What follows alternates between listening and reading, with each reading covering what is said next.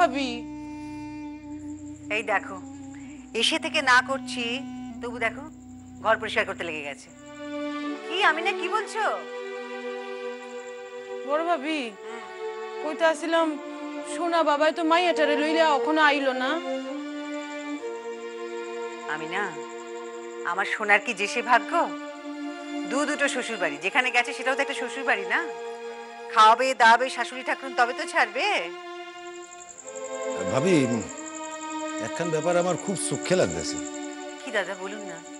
না, এই যে আমরা ইয়ে পড়ছি, তারপর ধরেন এই কিরণ এক বাসায় থাকবো, আমরা এক বাসায় থাকুম, তাই মাইয়ার শাদি হইব কোন বাসায় থেকে?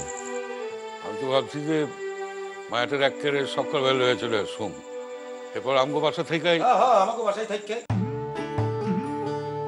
যেমন বুদ্ধি তোর। তোর বুদ্ধিটা কি শুনি। ভাবি, আমি ভাবছি, মানে আমি দুইটা জিনিস ভাবছি। বলুন না দাদা, কি ভাবছেন?